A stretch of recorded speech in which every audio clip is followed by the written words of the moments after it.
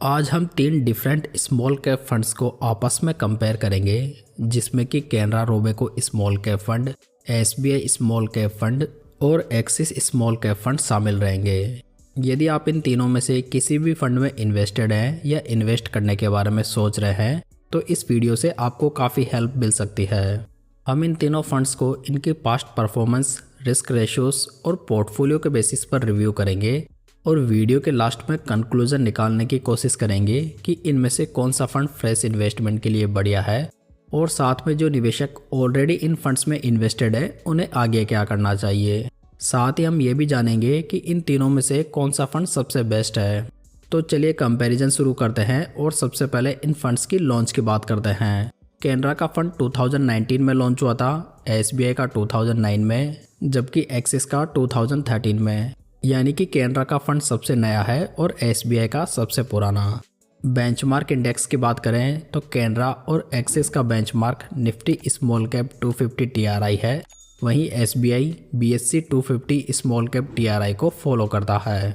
तीनों फंड्स का latest AUM देखें तो ये कैनरा का 12,591 करोड़ रुपीज़ है, एसबीआई का 34,217 करोड़ रुपीज़, वहीं एक्सिस का 24,766 करोड़ रुपीज़ का एयूएम है। यानी कि तीनों फंड्स का एयूएम अच्छा खासा है, जिसमें कि एसबीआई का एयूएम सबसे ज़्यादा है।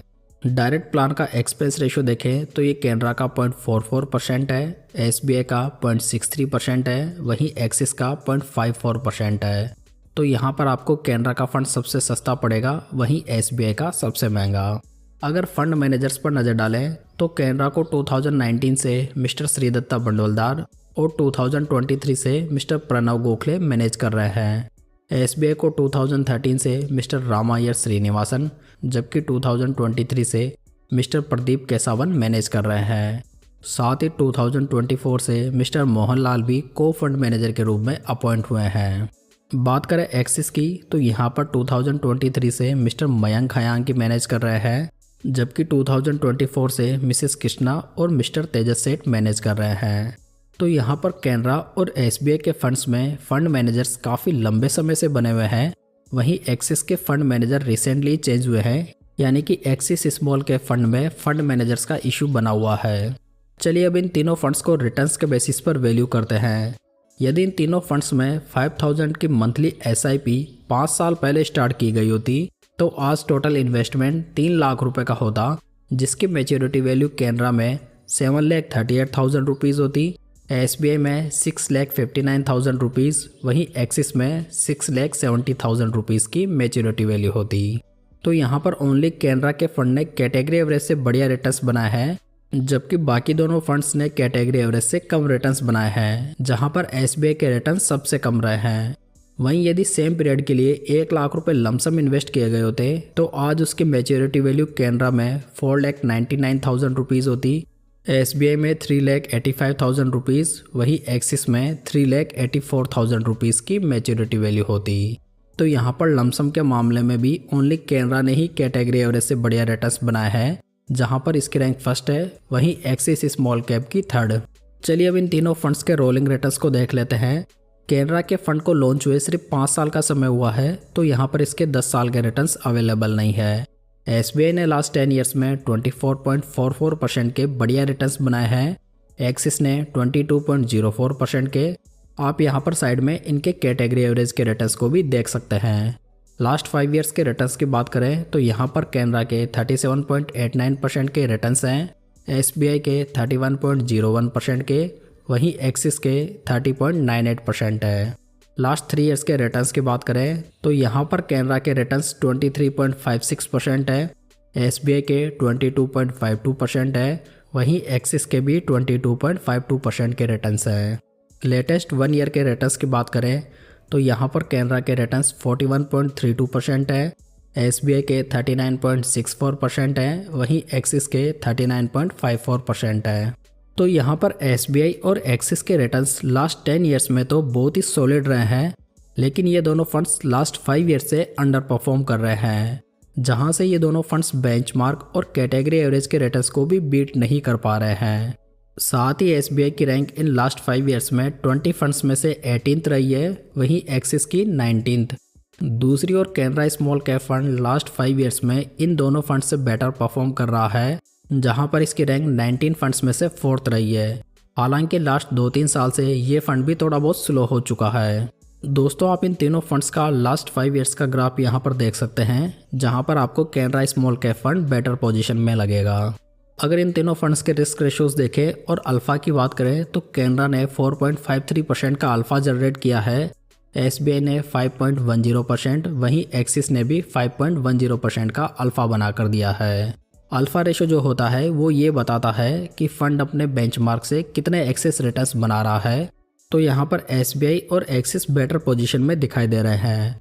वहीं बीटा की बात करें तो कैनरा का ये 0.73 है, एसबीआई का 0.64 है, वहीं एक्सिस का 0.65 है। बीटा रेशियो ये बताता है कि फंड कितना वॉलेटाइल है।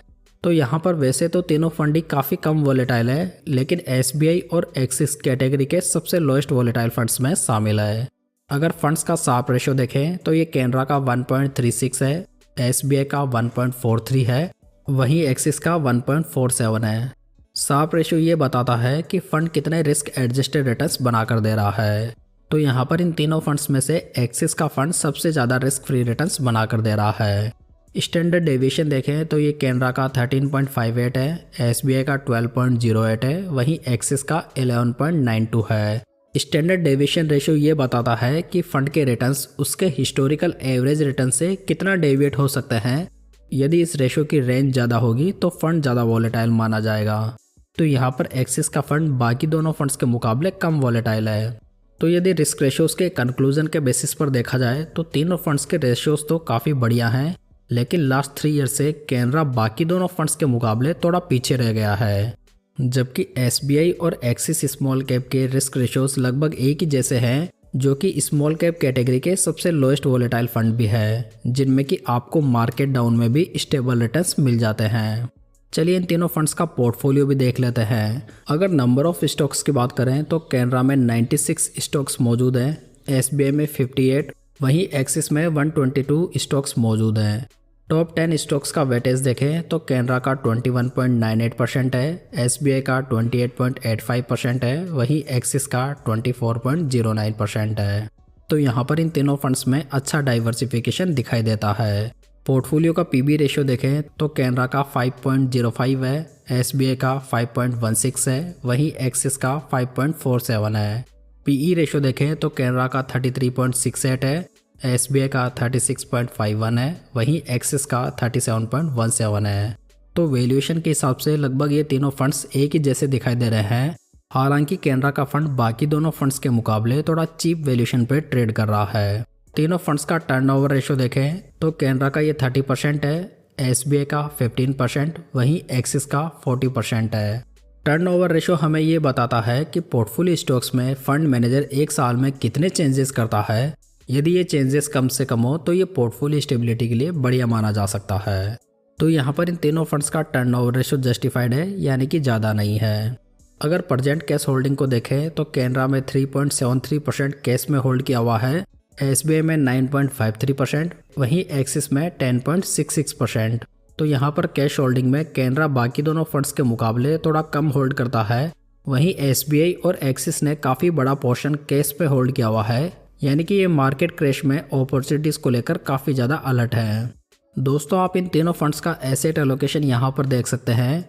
तो यहाँ पर एसबीआई ने स्मॉल कैप कंपनीज में सबसे ज़्यादा एक्सपोजर लिया हुआ है, जबकि बाकी दोनों फंड्स ने स्मॉल कैप में थोड़ा कम एक्सपोजर लिया हुआ है। हालांकि कैनरा और एक्सिस ने मिड कैप कंपनीज में ज़्यादा एलोकेट किया हुआ है। यदि सेक्टर वाइज एलोकेशन देखें तो कैनरा ने capital goods, financial services, health care और कंज्यूमर स्टेपल्स में हाईएस्ट एक्सपोजर बनाया हुआ है।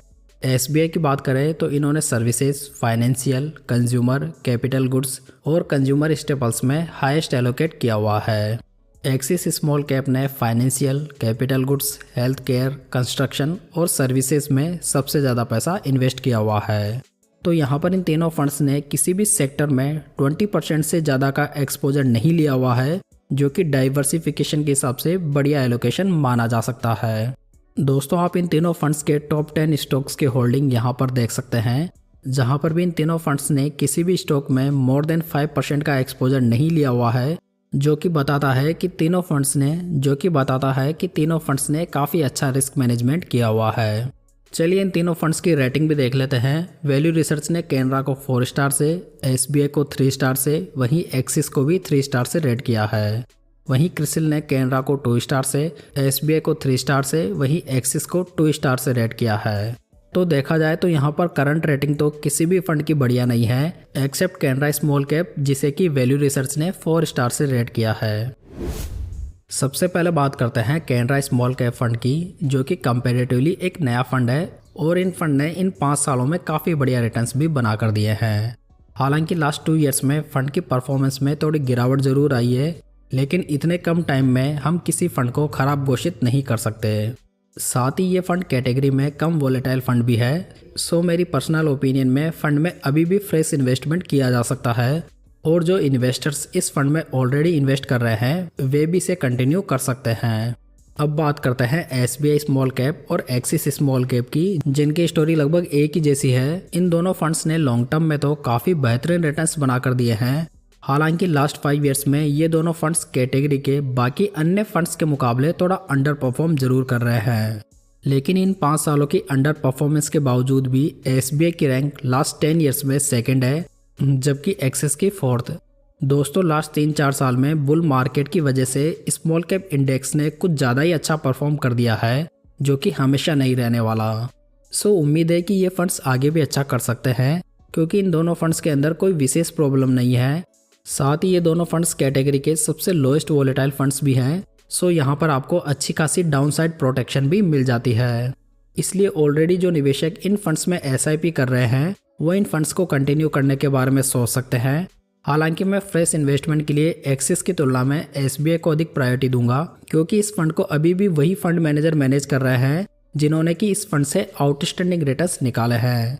जबकि एक्सिस में रिसेंटली काफ़ी बड़े चेंजेस हुए हैं, जो कि फ्यूचर परफॉर्मेंस के लिए डाउट क्रिएट करता है। अगर बात करें कि इन तीनों में से कौन सा फंड सबसे बेस्ट है, तो यहाँ पर मैं कैनरा को फर्स्ट रैंक दूंगा, एसबीआई को सेकंड, वहीं एक्सिस को थर्ड। तो दोस्तों ये थी आज की जानकारी। उम्मीद है आपको ये पसंद आई होगी। वीडियो को लाइक, कमेंट और शेयर जरूर कीजिएगा। साथ ही इस चैनल को सब्सक्राइब जरूर कर लीजिएगा। तो चलिए दोस्तों फिर मिलते हैं किसी नई जानकारी के साथ।